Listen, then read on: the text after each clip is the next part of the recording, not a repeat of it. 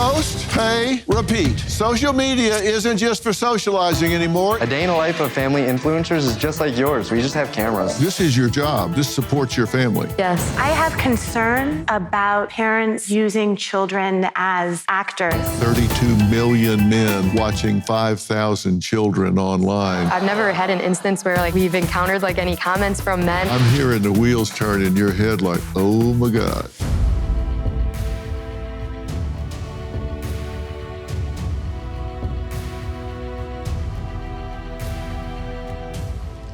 Well, post, pay, repeat. Social media isn't just for socializing anymore, it's a lucrative business, and the demand for daily content has fueled the family vlogging trend. One study found that videos featuring young children get 3 times as much traction. So family vloggers are cashing in, but also coming under fire. Now, Ruby Franke of the popular Channel 8 Passengers was just sentenced to up to 30 years in prison after being accused of torturing 2 of her children. She often shared footage of harsh punishments, and she's one of the most egregious examples. Now, Seth and Christy are young parents with 2 million followers on TikTok. They post about daily life with their 2 little children and have their share of haters, but say their kids love the camera. Take a look. Today we're letting Noelle choose everything we do. A day in the life of family influencers is just like yours. We just have cameras. We do everything as normal. We just film while we're going about our day. Our kids definitely enjoy being on camera because we can tell how excited they get when we're filming and when they're watching back the videos that we've made. This is tiny and cute. Especially our daughter. People ask us all the time how we shield our kids from negative comments, but they can't read, so we don't have to shield them from anything. Go to ice skating. Ice skating? Let's go. Okay. Our response when people tell us that we shouldn't post our children on social media is that it's our personal choice to post our kids, just like it's everyone else's personal choice whether they want to post their children or not. Oh yeah. A lot of people ask us if our kids benefit financially from us posting online, and the answer is yes. Our daughter has already shown interest in starting her own channel, so it's definitely something we want to start helping her with. Come with us to get our 4-year-old a Tesla. I'm sure a lot of you have seen the videos where we're buying our son and daughter extravagant things like designer bags or a Tesla, and I'm sure you're wondering why we do this as a family. Let's talk about why our kids have a $20,000 spending limit for Christmas. We've made the decision to invest in high-quality items for our kids. What better age than 4 to start your skincare and makeup collection? Today I took Noelle to Sephora and told her she could get whatever she wanted. Our 1-year-old baby Beans is officially a walker, so to celebrate we decided to take him to the store and give him free range of the store and let him get whatever he wants. Get ready with me to buy our son a Rolex. Our son is finally 1, so it is time to get him a Rolex. If you had the money, you'd do it too. Okay, so this is fun for y'all, right? Yes. Oh, yeah. And you say the children are having fun. Yeah, they love it. Okay, how do you know they love it? Well, our 4-year-old, she's almost 5 now. She expresses to us that she loves filming with us. She'll say, we should make a vlog. She'll watch them back. She'll ask to watch back, our long-form YouTube videos. Mm-hmm. And so she loves it. Our son, he's only 1.5, so I guess he can't really tell us he likes it, but I'm sure he'll feel the same as our daughter. Yeah. And what do you do with them that's not on camera? The thing that we love about it is we're with our kids all the time because we do social media. So neither of us go to a regular job. So we're with our kids all day long. So when we're not filming, we're Noelle has a dirt bike. We go to the park. We play with them literally all day long. Do you guys post every day? Not every day. No, we'll film certain things. We'll plan out content, and then we'll film that. But other days, like time with our kids, is kind of more private unless we kind of plan to do that. But then when we plan to do that, it's still fun. It's still an average day. And you say this doesn't take away from parenting and quality time. So you still have just nuclear family time, right? Yeah, I'd say we have more than the average person does. Most families, the parents have to go to work. Maybe only the mom can stay home. We both stay home with our kids all day. We don't have a nanny. They don't go to daycare. So we're thankful for that. So this is your job. This supports your family. Yes. Yeah. And you've got 2 million followers? Mm-hmm. Do you know who makes up the followers? I'd say we have mostly women, like not a lot of men watch our videos, and a lot of like younger, like when we're out in public, it's usually like younger, like teens, like Gen Z audience, I guess you could say, and a lot of moms. Are you concerned that there are men that get on these channels and watch? I would say, yeah. I mean, safety is one of the things that we take most seriously with our kids. Like as a parent, safety, we care about our kids more than anything. So obviously it's crossed my mind, but I've never had an instance where like we've encountered like any comments from men or anything. Like I've seen some videos where there are weird videos that people are commenting on and taking the wrong way, but I don't feel like we post that type of content where we get taken out of context. We like keep their privacy in mind and don't post a lot of like overshare or anything private, you know what I mean? Yeah, well, there are some studies about this with regard to children. And according to the New York Times, who did an investigation on this, there are 32 million connections to male followers among 5,000 accounts for child influencers. So there's 5,000 accounts of child influencers and 32 million connections to males for those 5,000 child influencers.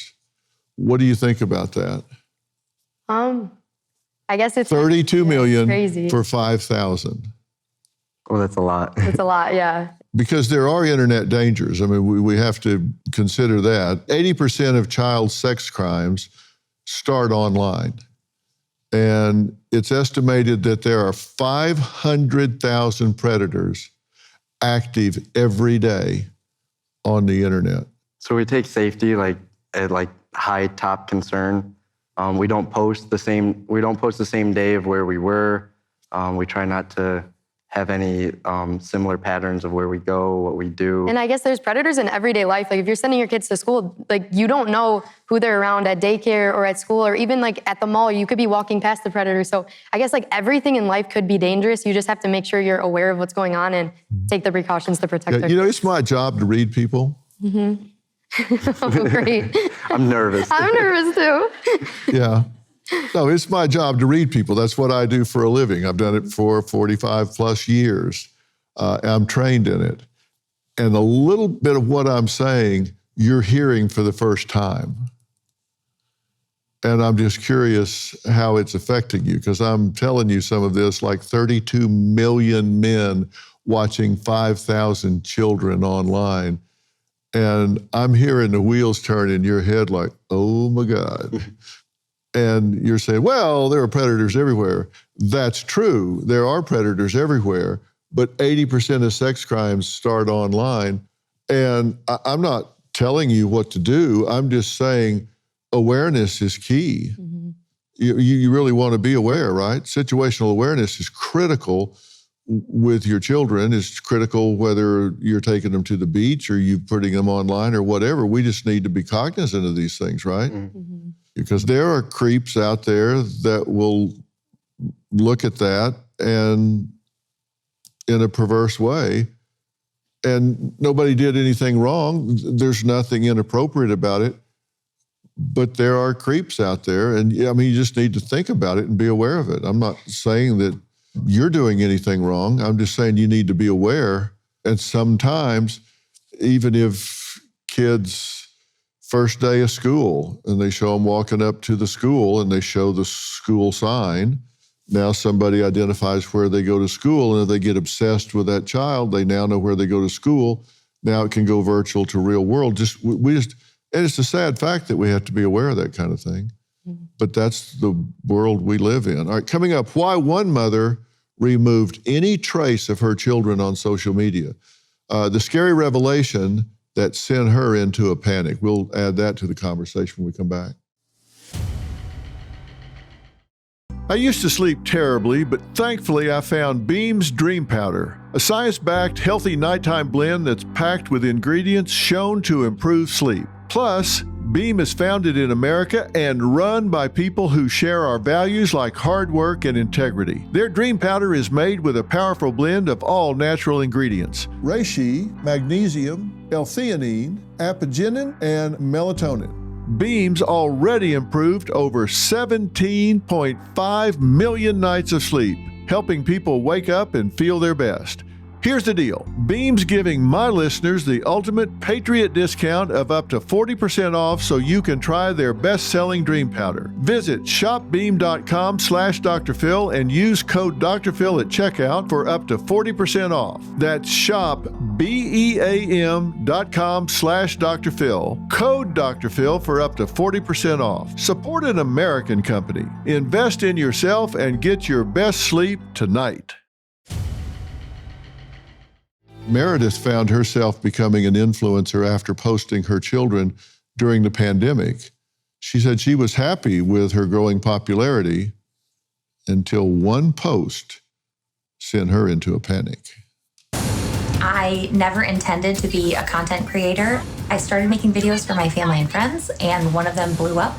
And I went from just making videos for people I knew to having about 30,000 followers overnight. And over the next year, that progressed to about 100,000 followers on TikTok. About a year after I started posting on TikTok, my family and I went out to dinner, and I posted a couple Instagram stories of us. The next day, the manager of the restaurant reached out to me. She said, somebody tagged the restaurant with a bunch of photos and videos of you and the kids, and obviously I know it's not you, so I clicked on a page, and it was a page with thousands of followers covered in images of my kids. And whoever was running the page had made new identities for the kids and whole lives around them, given them new names, and had posted months and months of my day-to-day life, pretending to be me and my children. And it scared the daylights out of me. We deleted every trace of the kids from the internet and promised to never post them again. Can't trust the internet with anything, and especially not anything you care about. And I know now some people call it role playing, other people call it digital kidnapping. It's just really important to evaluate why we're doing it and to take steps to keep our kids safe, because you just never know who's on the other side of the screen.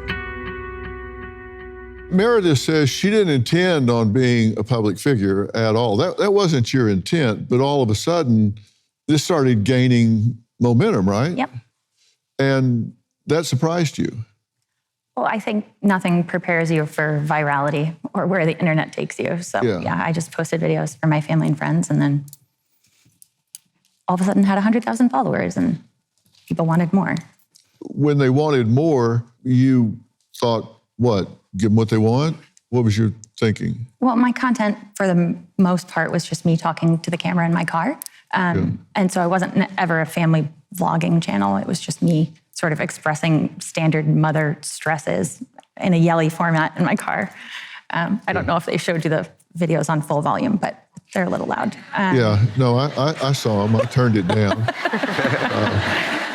And you said a stranger created a full profile of a family with just new identities, right?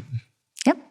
Take me through the moment that this sunk in with what had been done. I mean, take me through the moment that hit you. What had happened? I was just posting, their school photos or their preschool graduation in the same way, you log onto your Facebook page and you see your friends and family photos. And I think a lot of people use social media as like a photo book. Sure. And I wasn't prepared. People steal my videos all the time, but I wasn't prepared for them taking pictures of my kids. And I don't consider myself like a psychotic mama bear by any means, but I panicked because I started thinking about my kids' photos on someone's phone or my kids' photos somewhere that I didn't know. Because, I don't think they're not tagging me to tell me that they took the photos. They're not saying, hey, thanks for letting me steal this photo. And had it not been sent to me, I wouldn't have ever known. It was terrifying. And I felt like the world's worst mother in that moment. How were you violated in that moment? I think it's just scary that I don't know. You have no idea. And I'm thankful that that page was likely run by a teenager or a young person just pretending to be a mom. But I don't know. Were you concerned that this could jump from the virtual world to the real world? I've definitely had instances where social media has trickled into my real life. And we've had to take precautions over the years, having a large platform in like the public figure sense to take care of ourselves and our family. And I definitely was very concerned about where it could go. Just a quick poll in the audience. If someone did this with your children, took their photos, created identities, and started role-playing or pretending they were their own children, would that bother you? Raise your hand. So it'd bother everybody. Because I've dealt with stories about this that have gone so far as to create an entire world, an entire life, and she denied it, sitting across from the actual parents. And the way we actually got her to finally confess is she was selling a lamp on Amazon. And when we found the ad for the lamp on Amazon, this woman's children's picture were on her nightstand where she took a picture of the lamp to post it for sale, and we could see the picture of the children on her nightstand, like they were her children. The whole room, the whole house was full of, and when you get someone going that far, you don't know that the next step isn't to actually grab the children, because the line between reality and fantasy gets blurred. Does that concern y'all that there are those kind of people out there? Yeah, I agree. It reminds me of one time we were actually like at the mall and we were in like one of those play areas with our kids. Kids are just playing, we're having a great time, and we see this guy and he has his little girl taking pictures of our kids.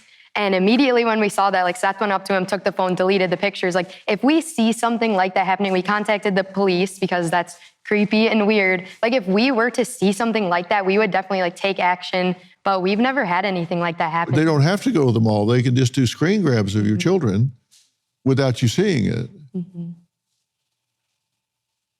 I guess I don't know what to say to that. I guess they could, yeah. I guess maybe it felt more personal because he was like close, like he was yeah, we were next actively to us, seeing you know it. what I mean? Yeah. Yeah, well, all these people don't live in Thailand that are doing the screen grabs. They could Right. be 2 blocks away.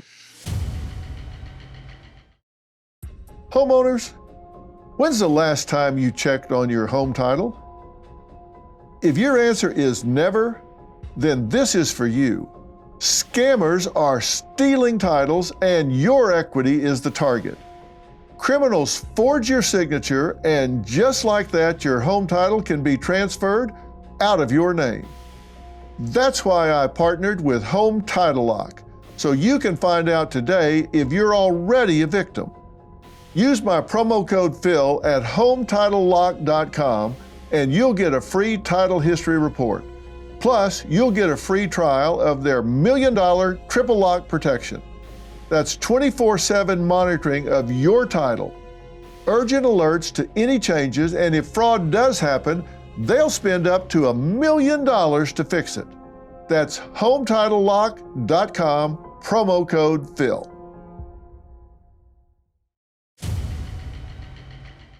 Leah Plunkett is the author of Sharenthood and a Harvard law professor. Now, she says posting children too early is an invasion of privacy, and in extreme cases can lead to irreversible harm. Take a look.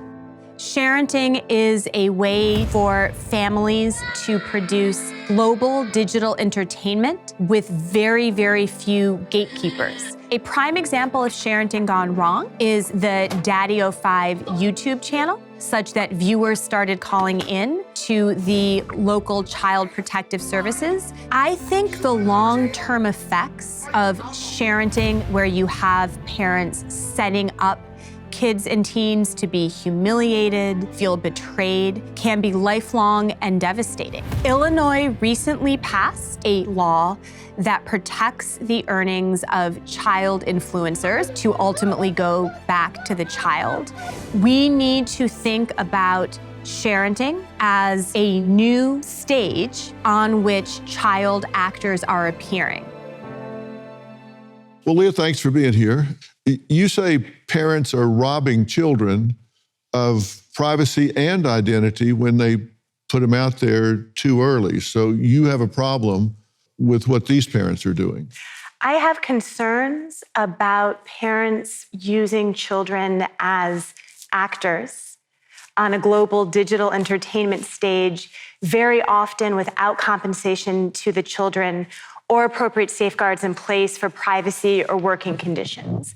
I don't have a problem with parents trying to do their best for their kids and their families, and I completely respect that that looks different in different households, but I do have a big problem with the global sharenting entertainment industry as a whole.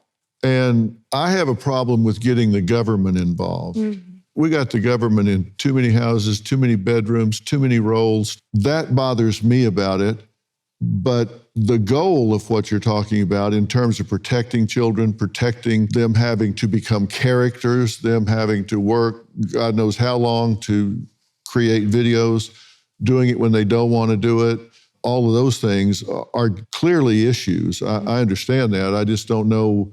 I mean, we have Coogan laws, right? We have to have teachers on site and things like that for child actors and that sort of thing. But are you saying that there needs to be more laws, new laws, different regulations? What are you advocating? I'm advocating for ethical, practical labor law reform to recognize kid influencers as child entertainers once we get to a certain threshold. I'm not advocating that we are sending teachers or other professionals on site into family homes. We have a child abuse and neglect, a child welfare system that is separate from child labor law that can be activated appropriately when necessary. But I do think that we need to recognize that we are well past the point where sharenting is just mom, dad, or other caregiver thinking a kiddo's cute and wanting to share it with a few folks, maybe a few hundred folks.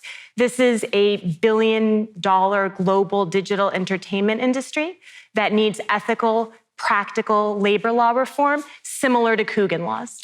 Yeah, now when the Coogan laws were implemented, this area didn't even exist. That's correct. So it didn't take that into account. And oftentimes when we enter into contracts, or at least when I do, if I'm licensing something, I'll say this is for television, radio, et cetera, and all other mediums known and unknown, because I'm figuring by the time this gets played out, they're going to come up with something I haven't even thought about, but that's not what happened with these laws. That's not what is happening with these laws. At this point in time, only one state, Illinois, has signed a new law into effect that does ethical, practical labor law reform for child influencers. Prior laws that related to child entertainers that are on the books in many but not all states do not cover the sharenting industry. And how is this going to be enforced? The way that the Illinois law would work, it is requiring not any sort of privacy rights or any sort of workplace conditions. It is about requiring, they're calling them vloggers or vlogging families in Illinois. It is about requiring an accounting and a distribution of a certain percentage of gross earnings for content that really is anchored in the child performer into a trust account to be distributed to the minor upon obtaining the age of majority. The minor could bring a civil lawsuit against parents for knowingly or recklessly violating these trust requirements. But this is not government overreach. This is practical, ethical accounting for a family business that is making a significant profit. Yeah, so in order for it to hit the radar, somebody has to run up a flag, and say they got to like sue their parents or something, or it's not going to hit the radar. That's what it looks like right now, but I should say the Illinois law has not gone into effect yet. And so we are all going to be watching and learning together to see how it evolves over time. But that's correct. We're not talking about some sort of widespread government surveillance of the family business of vlogging. We're talking about ethical, practical accounting and trusts and financial distributions to child entertainers who appear on a home stage.